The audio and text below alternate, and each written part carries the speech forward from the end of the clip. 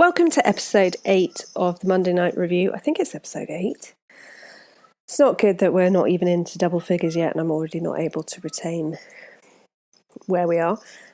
So I kind of thought I would never do what we're going to do today, but if you are scared of spooky things and haunted houses, this is one to not listen to at night by yourself in your house. If you do like that kind of thing, make a cup of tea, cuddle up somewhere.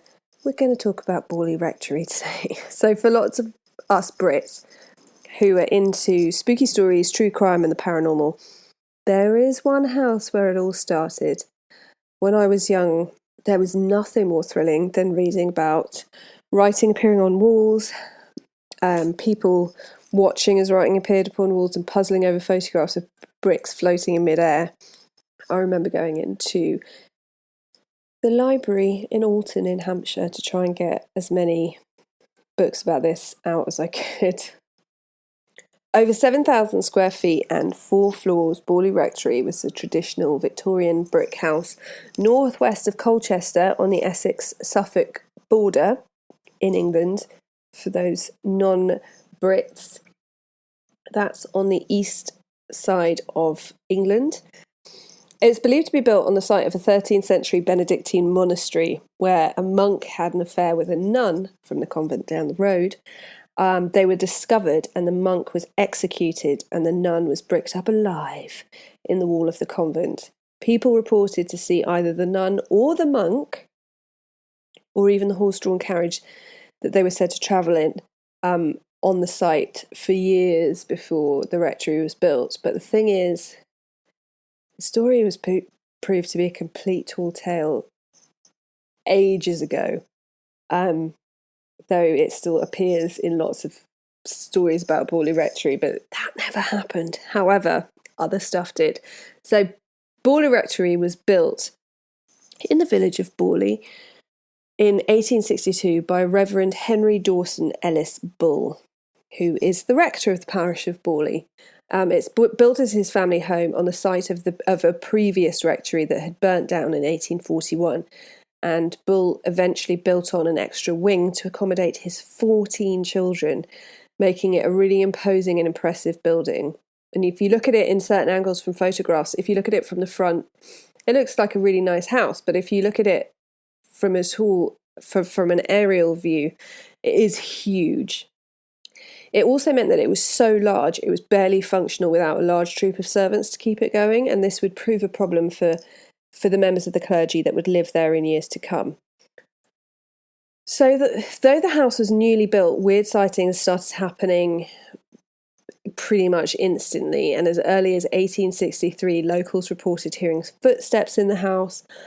Reverend Henry Bull was a really eccentric landowner, so that's how he could afford 14 children, how he could afford to build this house. He used to sit in his library and shoot rabbits through the window, through the French windows. He built a summer house in the garden purely for ghost watching. He said the ghost of a nun walked through the grounds at night and he wanted to be able to watch her. This was all thought to be a family joke, and he would play around a lot with his children, especially his daughters, talking about ghosts and stuff.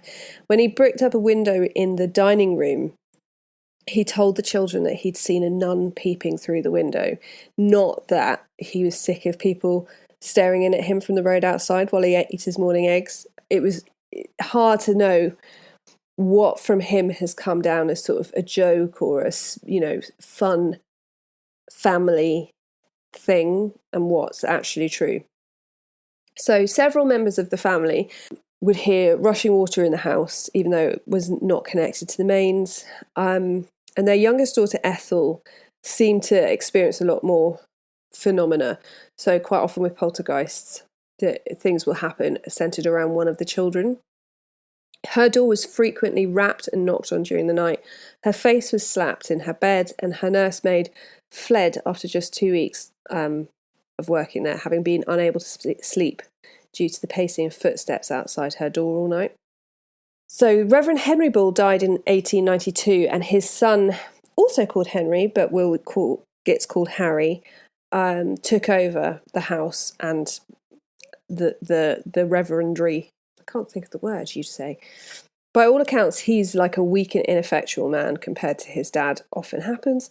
So he's out in the garden with his dog one day and he noticed some legs sticking out under a tree. So he sees someone standing behind a tree, but he can just see their legs. And when the legs move away from the tree, they were revealed to be topped by a headless torso. He's also one of the many people reported to see the horse-drawn carriage, sometimes driven by a headless horseman. Don't quite understand why he's headless.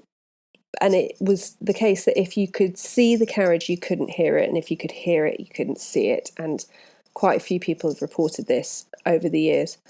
In the summer of 1900, 4 of the rector's daughters saw the ghost of a nun outside in the twilight, and they approached her to speak to her, and she disappeared. A handyman working on the house at around the same time saw the nun 4 times in a fortnight, each time assuming it was a real woman, until on the 4th time she just disappeared as he was looking at her. When the younger Reverend Bull, Harry Bull, died in 1927, the rectory stood vacant until Reverend Smith and his wife moved in 1928. It was not long after that Mrs. Smith was cleaning out a cupboard and found a paper parcel with a small human skull in it. It was later deemed to be the skull of a woman. And from then on, they were to experience loads of phenomena: the ringing of disconnected servants' bells, unexplained lights in windows, voices, footsteps. They even heard a woman screaming as if being attacked. Mrs. Smith claims to have seen the horse-drawn carriage at night. And the Smiths contacted the Daily Mirror, asking to be put in touch with the Society for Psychical Research. So it seems strange to me to go via a newspaper, and initially I was like, oh, that's definitely phony. But actually, Reverend Smith had lived his life in India, retiring to Borley in later life, and he sent a letter to the correspondence page of the Daily Mirror. England was cold and wet. He was living in this drafty, huge rectory and annoyingly seemed to be haunted. Could anyone put him in touch with the Society for Psychical Research? So poor Reverend Smith had no idea that at least 12 other clergymen had passed on the living at Borley before him.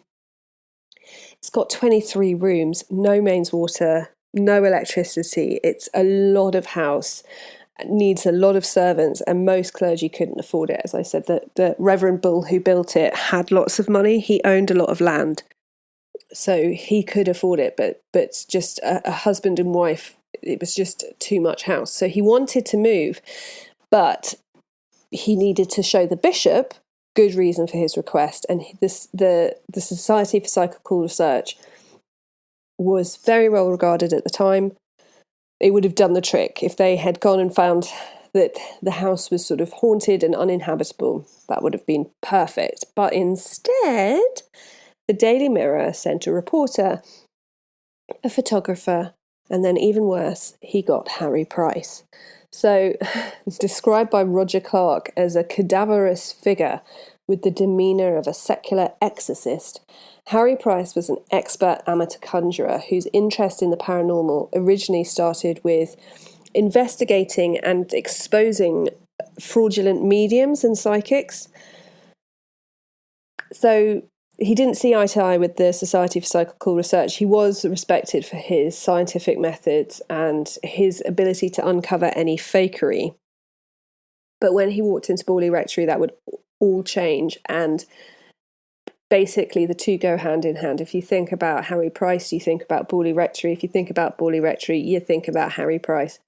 It was basically to just stay with him for the rest of his life. He arrived at the house on the 12th of June 1929, and immediately a whole different kind of phenomena started. Throwing of stones, vases and other objects, spirit messages wrapped out on picture frames. When Price left the house, the phenomena would stop. And by the time the Smiths left the house in July 1929, they were convinced that Price was just an expert trickster.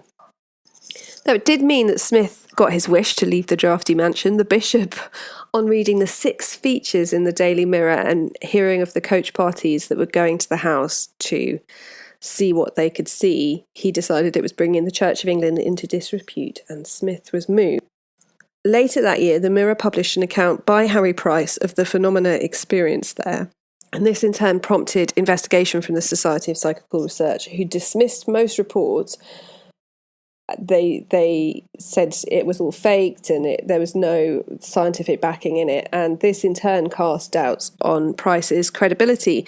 And it remains in doubt amongst many of the psychical and paranormal historians to this day. But the fascination with Price and the Rectory continues, and it's quite a big divide. If you look on the internet, there'll be just loads of people who are completely pro Harry Price and believe everything that happened at Borley Rectory, and then there are some people that it's like he is just the expert conjurer that he was. That this is just, the world was his stage.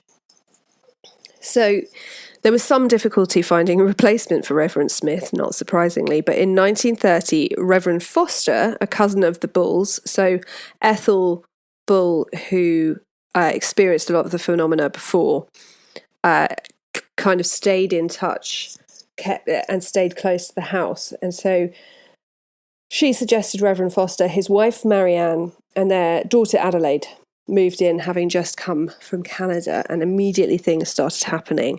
Marianne heard her name called. She was touched on the shoulder a lot. Reverend Foster kept a record of all the strange events that were taking place, including bell ringing, window shattering, throwing of stones. At one point, their daughter was locked in a room without a key.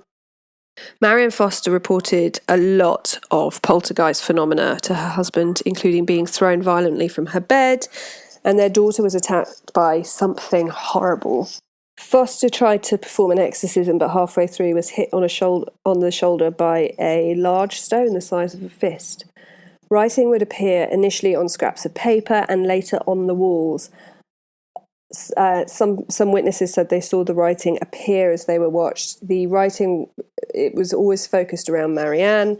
Lots of people have since said, it's all her writing. But then again, you have these witnesses that say they saw it appear on the wall while they watched. So several researchers came to investigate and concluded that these phenomena were caused either consciously or subconsciously by Marianne. The Reverend's health was deteriorating under the stress. He was quite a lot older than his wife, and the Fosters fled the house to the neighbours in May 1930. So Ethel Bull, Harry's daughter and cousin of Reverend Foster, contacted Harry Price, who had a meeting with Reverend Foster, who in turn invited Price to see the latest phenomena for himself. He arrived sort of unannounced at Borley in October 1931, ready for an all-night vigil. He bought some sandwiches. Marianne Foster was really annoyed by this, and the Society for Psychical Research had been there a few nights before, and they had told Foster to get Price to sign basically like a non-disclosure and to say that he couldn't publish anything without their say-so. So in turn, Price said Marianne was faking it all, there was nothing going on, and they parted on really bad terms. Marianne Foster's quite the woman. It turns out she hadn't divorced her first husband before marrying Foster. She would happily make up stories about her life to suit her audience. She moved her lover into Borley as a lodger and later admitted that a lot of the phenomena she'd made up as a cover for their liaisons. In her last year living at Borley with her now wheelchair-bound husband, she married a commercial traveller in Ipswich, probably for his money. The Fosters were running out of money. And this new husband moved into the rectory, and Foster pretended to be Marianne's father. So he was at least aware of the fact that she was committing bigamy with him. Whether he knew about the husband she'd never divorced in Canada or not, we don't know. There's this subsequent husband ended up in an asylum, and Foster would die soon after.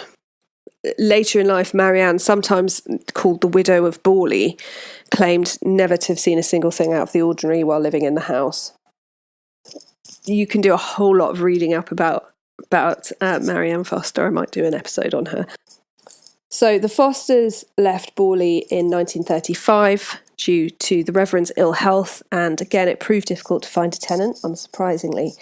So in 1937, Harry Price took a year-long tenancy of the house, and he recruited 48 official observers to spend time at the house and record phenomena. And these observers were mostly students, and the observations were only taken at weekends. Price himself spent very little time there. He didn't want it to be kind of said that he was doing all this phenomena himself. He wanted to be separated from it. He did, however, go and spend a night there in June 1937 to do an investigation with a friend.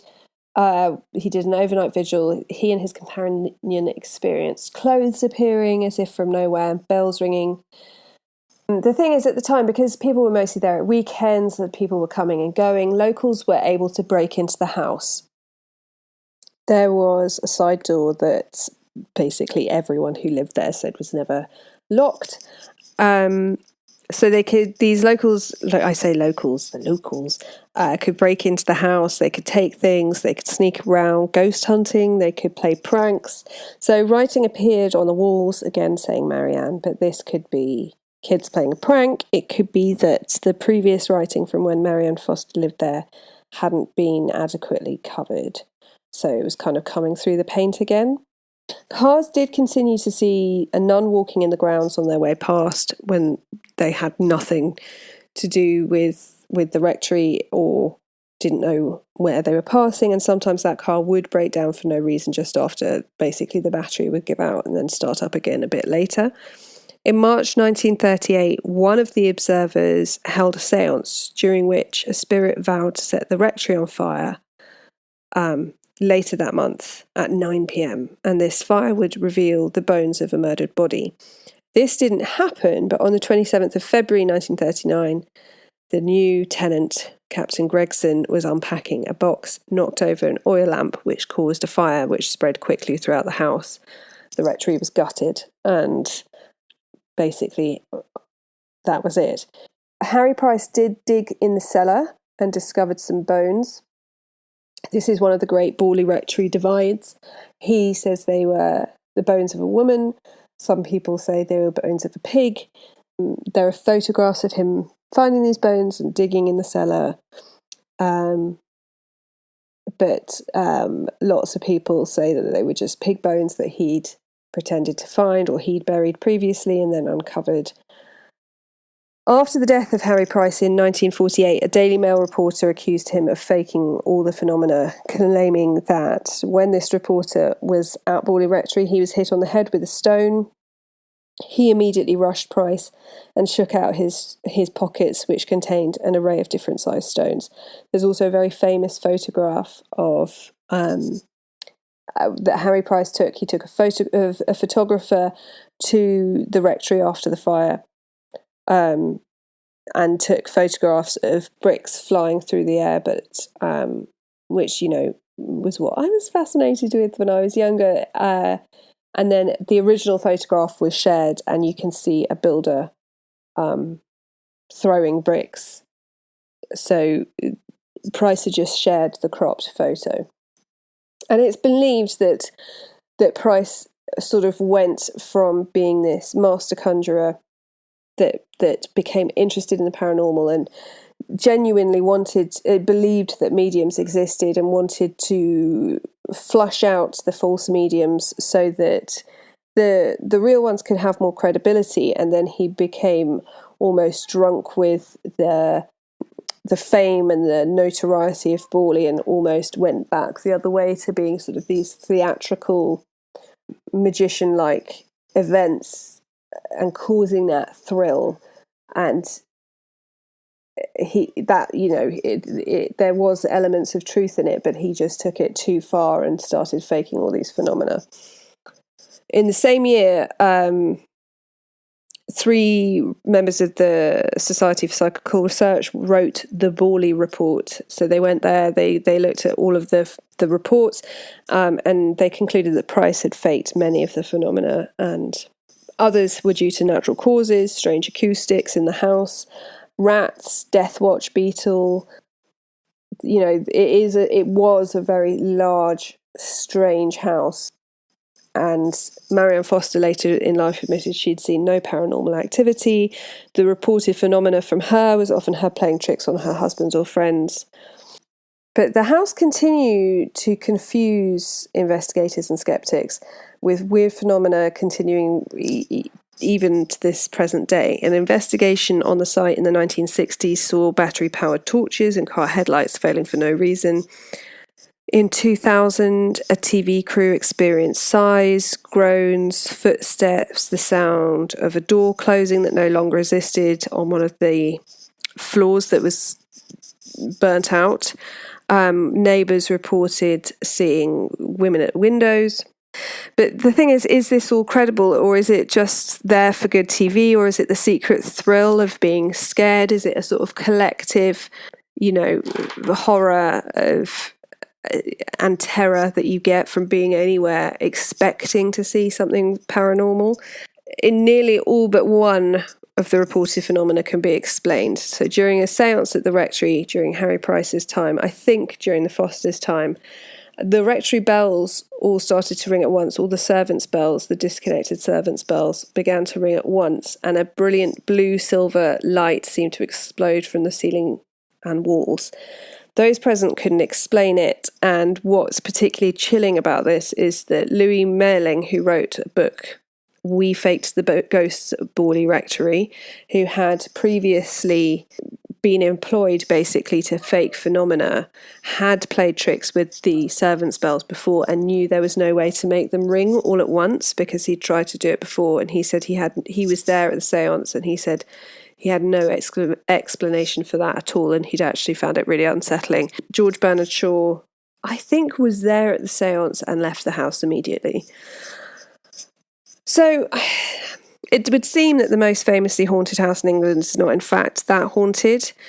The rectory was pulled down in 1944, and the fascination still endures. There's not many legitimate claims that it was ever haunted, and in fact, it's quite amazing at how many websites are available telling the story and selling books of the phenomena, even though most of it can be disproved with very little research.